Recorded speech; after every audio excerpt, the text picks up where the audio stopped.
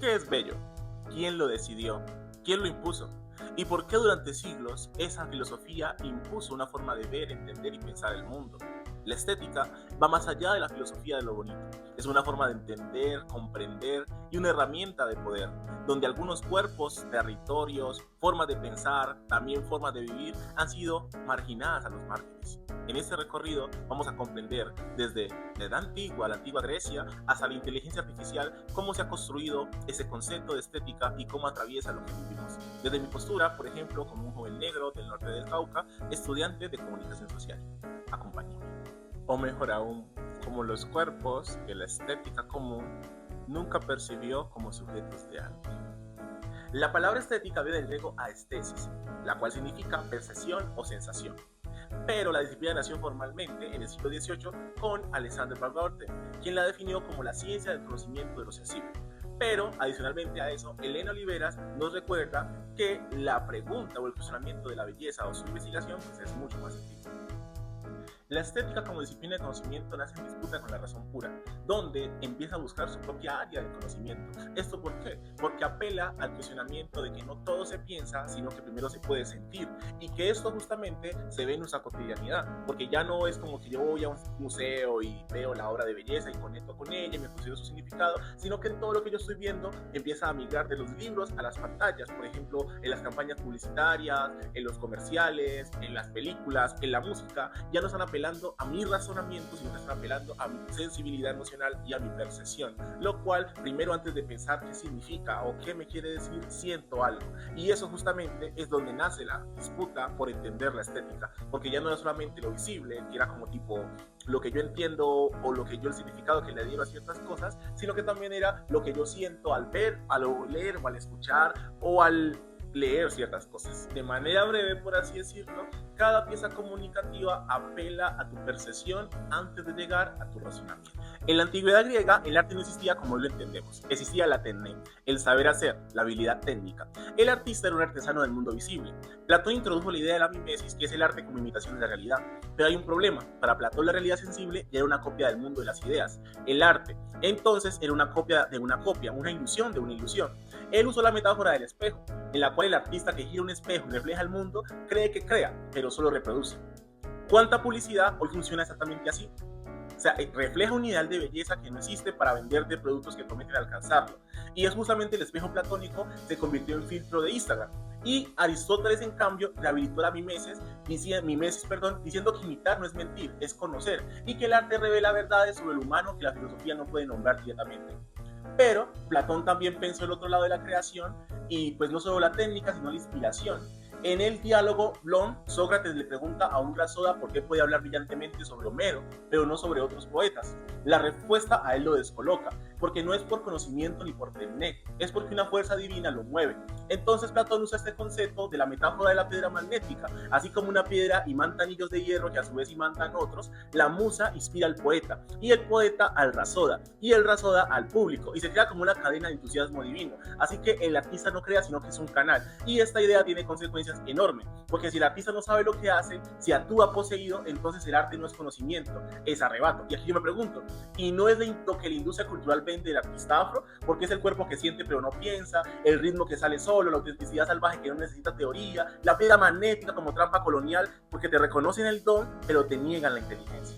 Friedrich Nietzsche leyó la Grecia antigua de otra manera. En el nacimiento de la tragedia identificó dos fuerzas estéticas en pugna permanente, las cuales son lo apolíneo, que es el orden, la forma, la luz, la razón, y la imagen nítida, que es el cuerpo expulsivo, la publicidad que vende la certeza.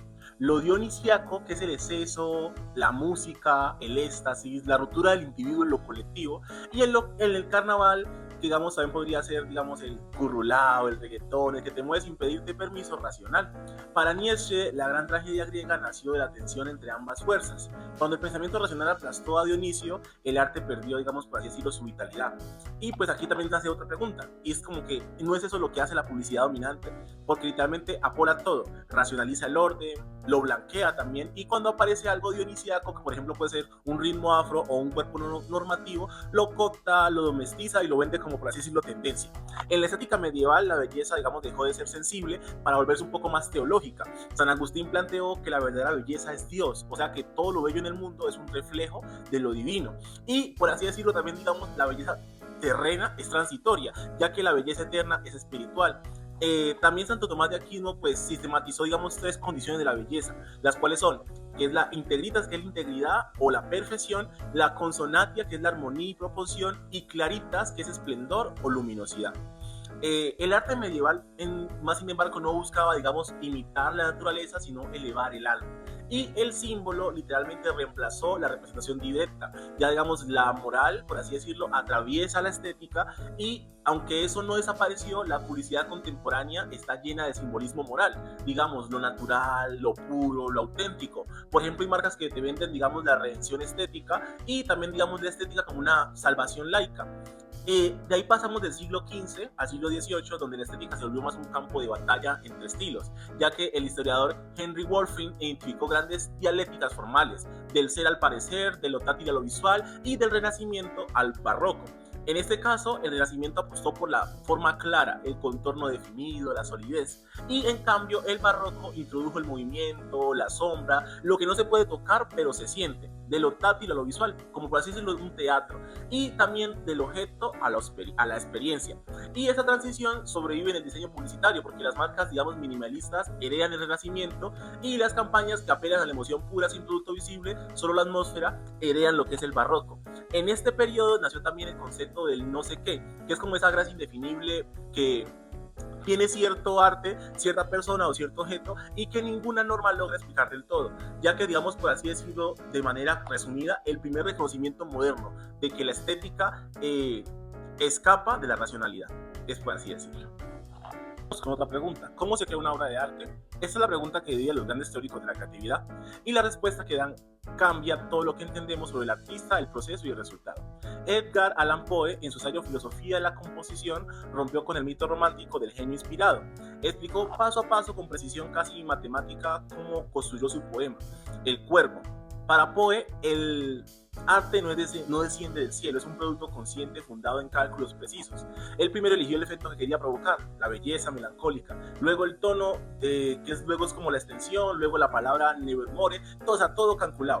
Y Poe atacó la idea de que los grandes artistas quedan en un espléndido frenesí, es decir, la expresión divina. Lo que los poetas llaman inspiraciones, dice él, es el trabajo laborioso que se oculta. La genialidad romántica es una performance, y la publicidad moderna también, digamos, oculta su proceso. Nos vende espontaneidad fabricada en agencias con equipos de 40 personas. Es decir que Paul Valéry fue aún más lejos. Para él el arte ve donde otros no ven. Ve el mundo como si fuera la primera vez, sin las etiquetas cotidianas que nos anestesian la percepción, por así decirlo, pero esa visión no es mágica, es una disciplina. Y Valéry distingue entre la poética programática y el plan previo, y la poética operativa, lo que la obra exige mientras se hace. El proceso siempre supera el programa. Al azar y la improvisación son parte consecutiva de cualquier creación.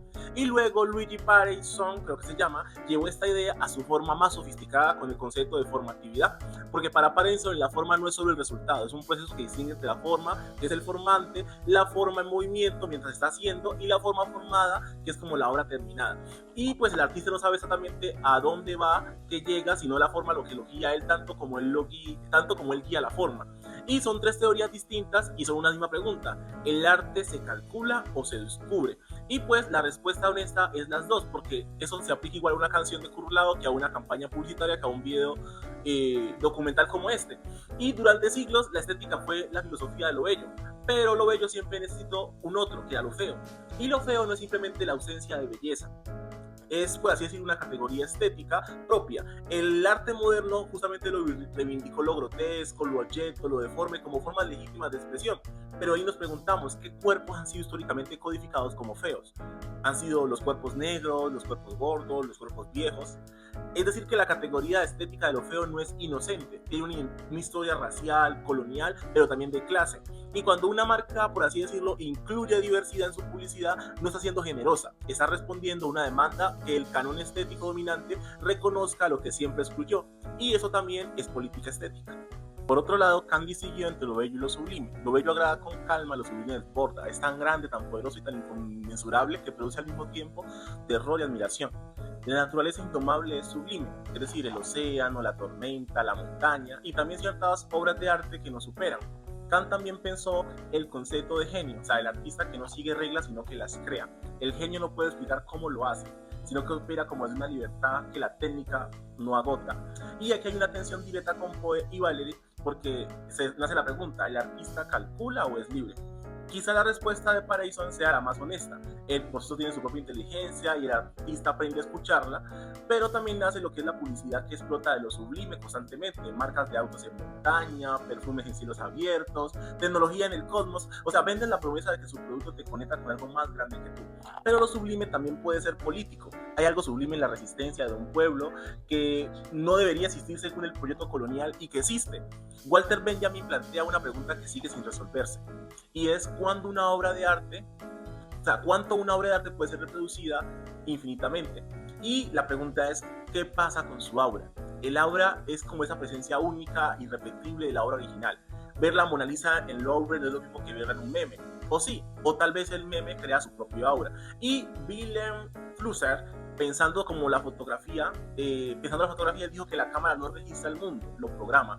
El fotógrafo no es libre, sino que ejecuta las posibilidades que el aparato le permite. La publicidad justamente fotográfica no muestra realidades, construye universos de sentido prefabricados. Y Boris Groys va más lejos porque dice que en la era digital todos somos productores de imágenes, pero el sistema los homogeniza y la originalidad se vuelve el nuevo conformismo. Adorno, más sin embargo, y Horkheimer, desde la Escuela de Frankfurt, acuñado el concepto de industria cultural, el cual es el sistema que convierte la cultura en mercancía, estandarizando como el gusto y produce consumidores pasivos en lugar de sujetos críticos. La industria cultural no prohíbe nada, pero peor a eso, lo incluye todo, lo digiere, lo vende. Por así decirlo, que el rap de resistencia se vuelve publicidad de zapatillas. El currulado se convierte en tendencia de folclore auténtico para un festival de marca. Y justamente Jean-Paul Villard lo radicalizó porque dice que ya no hay ni original ni copia, sino que vivimos en el simulacro, que es una representación de representaciones que ya no remiten a ninguna realidad, sino que la publicidad no vende productos, sino que vende signos de productos. Compras la imagen de lo que tú imaginas que eres. Tanto así que Arthur Danton habló de la muerte del arte cuando todo puede ser arte. Y, por ejemplo, el urinario de Duchamp, que es o una lata de sopa, o que el arte pierde su diferencia especificada. Otro responde, digamos, de la salvación de lo bello, que necesitamos recuperar la experiencia contemplativa frente a la saturación de lo liso y lo positivo. Y es justamente eso. Hay tanto hoy en día que a veces es muy difícil poder digerirlo todo, poder ser críticos por lo que consumimos. Y siguiendo con la pregunta de quién decide qué es bello, David Hume dijo que el gusto, aunque subjetivo, puede cultivarse. Hay criterios, hay comparación, hay experiencia, y que el buen juicio estético no es arbitrario, pero tampoco es universal. Yves Machau propone que hoy vivimos en una estetización del mundo. Ya no hay grandes obras de arte, sino que la experiencia estética se ha disuelto en todo. Es decir, el ambiente, el diseño urbano, la interfaz de celular, el packaging del café, la estética sin obra, el arte de internet que hereda las vanguardias, el dadaísmo, el meme, el surrealismo, el deface, el conceptualismo del NFT. O sea, la pregunta ya no es si eso es arte, es qué hace el arte con el poder. Y justamente Rancière plantea que la estética no es solo filosofía del arte, sino que es una distribución de lo sensible. Es como un régimen que decide qué se puede ver, qué se puede decir, quién tiene voz y quién no. Y justamente la política estética no es de cobrar el poder, sino que es disputar quién tiene derecho a aparecer y a ser escuchado, a ser visto como sujeto y no solo como objeto de decoración. Por ejemplo, desde el norte del Cauca, que el mapa oficial suele borrar, hacer comunicación propia es un acto estético y político simultáneamente, porque digamos nombra lo que la industria cultural ignora, y dar imagen a lo que el simulacro no puede contener crea una aura donde el sistema solo ve folclore exótico.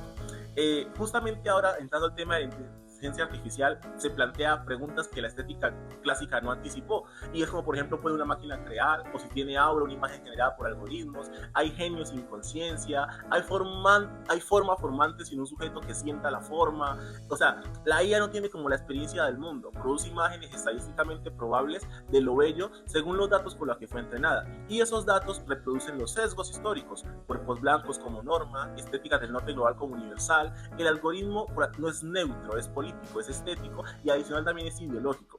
Y volviendo a Poe, si el arte es cálculo consciente, pues la IA puede calcular. Y volviendo a Parison, si el arte es forma que se descubre en el proceso, puede una IA, por así decirlo, descubrir algo o solo combina lo ya sabido. Y la pregunta en sí no es si la IA puede hacer arte, la pregunta es ¿en qué mundos puede imaginar una IA que nunca ha visto el Cauca? Y por así decirlo que la estética ha recorrido 25 siglos para llegar hasta aquí, desde la Atené griega y la piedra magnética de Platón que hablamos al comienzo, hasta el algoritmo actual de la inteligencia artificial, desde una belleza divina de San Agustín, también hasta lo de Baudrillard, el simulacro, y desde la composición matemática de Poe hasta la forma formante de Parison, desde el genio, digamos, kantiano, hasta la distribución de lo sensible de Rancière. Y en cada momento de esa historia hubo una pregunta de fondo: ¿quién tiene derecho a lo bello? Principalmente me la hago yo, y es quién puede nombrarlo, producirlo o reclamarlo. Y a eso sumo que pues nosotros no llegamos tarde a esa historia, llegamos con otra historia y eso justamente cambia todo.